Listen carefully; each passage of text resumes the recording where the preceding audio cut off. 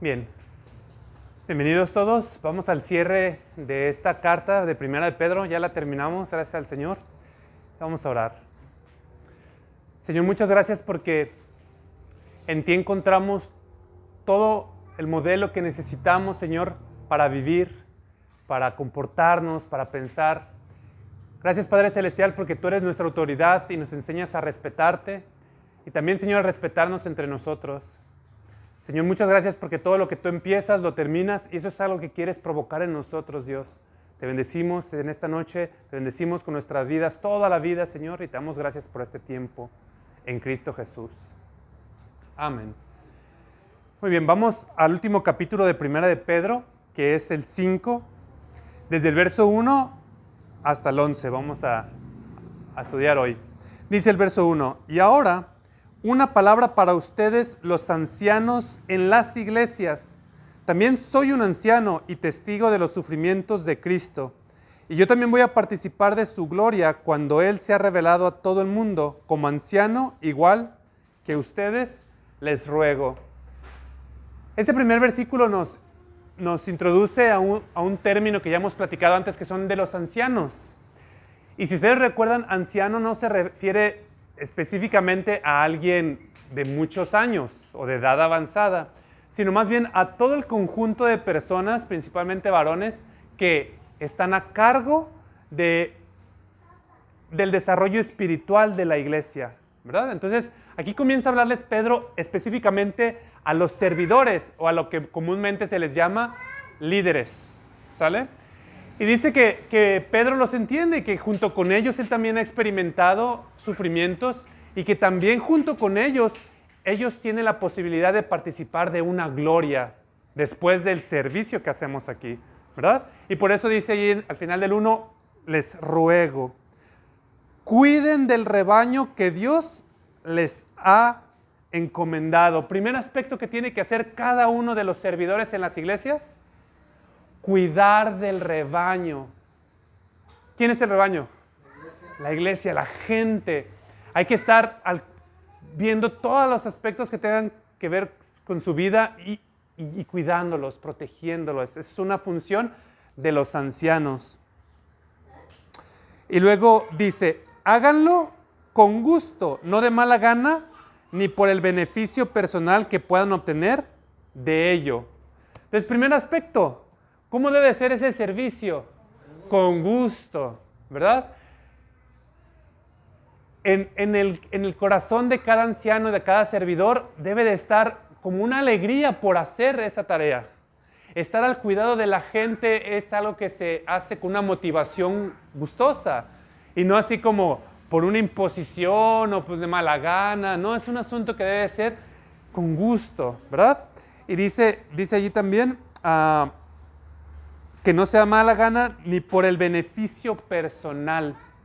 Esto es algo que a veces sucede entre los servidores o líderes de las iglesias, que van y visitan a alguien porque quieren algo a cambio, ¿verdad? O van y hacen un servicio a alguien porque quieren algo a cambio, o tratan bien a unos porque saben que esos unos les van a poder retribuir. Y ese asunto no es de Dios. Dios no hace acepción de personas. Él sirve a todos y tiene un amor por sus hijos incondicional. Entonces, si nosotros como servidores y líderes de la iglesia queremos ser reflejo de Dios, hay que cuidar a todos y no porque alguien nos pueda dar o alguien no nos pueda dar. Y aquí viene algo que también es muy importante. Dice aquí, sino porque están deseosos de servir al Señor. ¿Qué es lo que los motiva? ¿Lo que nos pueden dar? No. Sino un deseo interno de servir, de cuidar, de dar, de responder al llamado, de responder al amor de Dios, a lo que ha hecho por nosotros, independientemente de si recibimos o no. Y esto es un muy buen consejo de Pedro porque muchas veces la gente, la iglesia, el rebaño, no nos va a poder retribuir o no lo va a hacer. Entonces es muy desgastante cuando nosotros damos tiempo, damos recursos, dinero, damos consejo y después se van o hablan mal de ti o no participan en el servicio. Entonces cuando nosotros estamos buscando de ellos algo, va a ser muy pesado cuando no hay esa retribución. Pero si lo hacemos por un deseo, entonces ya ellos también quedan independientes del juego, ¿verdad? Y eso es algo que refleja el carácter de Dios. Dice, no abusen de la autoridad que tienen sobre los que están a su cargo, sino guíenlos con su buen ejemplo.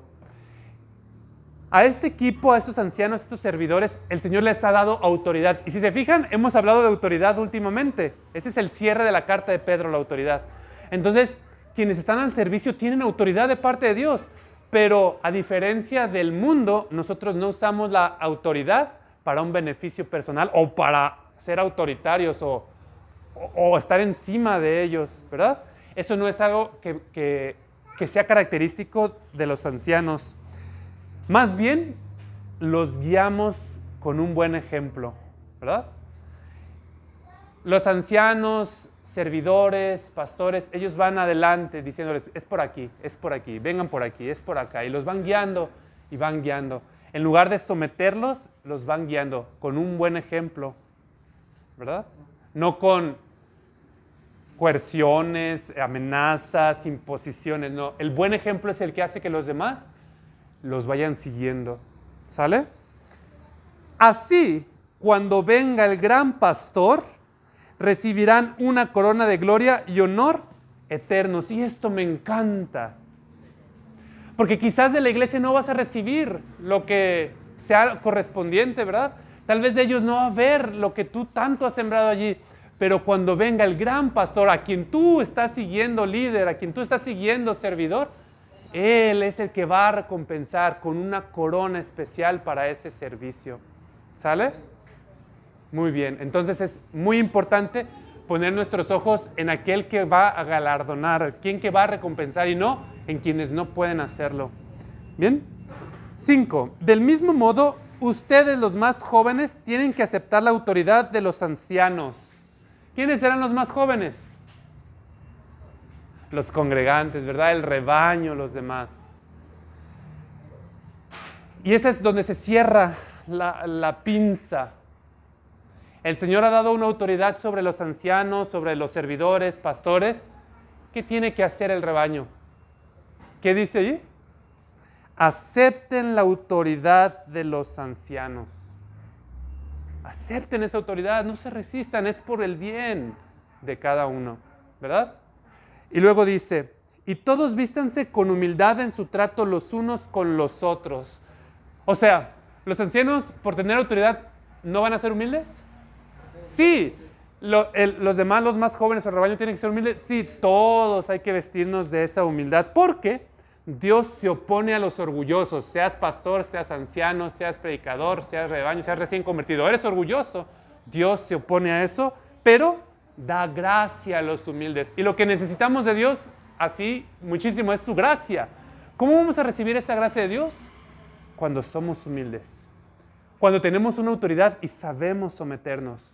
Cuando nosotros nos sometemos aún a las malas autoridades, Dios nos va a dar de su gracia y nos va a proteger aún en medio de las malas decisiones del pastor, de los ancianos, de los servidores, aún de las malas decisiones de ellos, del gobierno. Si somos humildes, el Señor nos va a dar de su gracia, de su protección.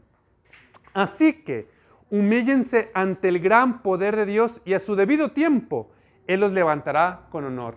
¿Y ante quién nos debemos de humillar aún más? Dios. Él es nuestra referencia de humildad. De hecho, cuando obedecemos su palabra, estamos siendo humildes al liderazgo de Dios, ¿verdad? Pongan todas sus preocupaciones y ansiedades en las manos de Dios, porque Él cuidará de ustedes. ¿Pongan qué? Todas sus preocupaciones y todas sus ansiedades. Todas. Cuando se trata de autoridad y tu jefe algo te esté diciendo, cuando se trate de aquí de la iglesia y algo no esté funcionando, todas esas preocupaciones y ansiedades, ponlas a Dios. Y Él cuidará de ti. Y hay una razón, además del gran beneficio que es estar en paz y tranquilo. Dice aquí, estén alerta. Cuídense de su gran enemigo el diablo, porque anda al acecho como un león rugiente buscando a quien devorar. Las preocupaciones y las ansiedades son una trampa. Miren, acaba de hablar que nos humillemos ante Dios, ¿verdad? Entonces nosotros estamos allí como a los pies del Señor. Pero luego vienen preocupaciones y ansiedades. Entonces yo quito la mirada de Dios y ¿dónde la pongo? En mis preocupaciones y ansiedades. Pero cuando hago eso, ¿saben quién tiene los ojos puestos en mí? El enemigo. Entonces yo no puedo poner mi mirada en esos distractores, porque si yo me afano o me sobrepreocupo, estoy a merced de este enemigo. Por eso dice alerta. Entonces no solamente cuando nosotros estamos así sin preocupaciones y sin ansiedades y puestos a los ojos de Dios tenemos paz, sino que estamos más atentos a las acechanzas del enemigo. Cuando la preocupación llamó mi atención, ya no puedo ver las acechanzas del enemigo y me va a atacar. Entonces, cada vez que ustedes sientan preocupaciones o ansiedades, desháganse de ella pronto para que puedan realmente preocuparse por aquel que les va a hacer daño. La preocupación y la ansiedad no resuelve nada. Al contrario, te expone. Así que muy atentos con eso. Luego dice, manténganse firmes contra él y sean fuertes en su fe. Recuerden que su familia de creyentes en todo el mundo también está pasando por el mismo sufrimiento. ¿Cuál va a ser nuestra postura ante ese enemigo? Firmes y así como fuertes, ¿verdad? Frente a él. No hay que descuidarnos, atentos, ¿verdad? Hay que tener la confianza en Dios, que Él está luchando, pero no distraídos, ¿verdad? Atentos a Él. Y no se sientan la última coca del desierto. Es que nada más a mí me pasa esto y miren cómo me está pasando a mí lo malo. Lo mismo que estamos pasando nosotros, todos los creyentes del mundo y de la historia han pasado por eso, ¿verdad? O sea, no somos ni los primeros ni los últimos en que vamos a enfrentar situaciones difíciles. Entonces, en lugar de también meternos a nosotros mismos así como una postura de conmiseración y de, ay, mira, pobrecito. No, o sea, quítense todo eso y pongan sus miradas en el enemigo, pongan sus miradas en Dios. ¿Sale? Bien, en su bondad, Dios los llamó a ustedes a que participen de su gloria eterna por medio de Cristo Jesús. Allí está un llamado de Dios.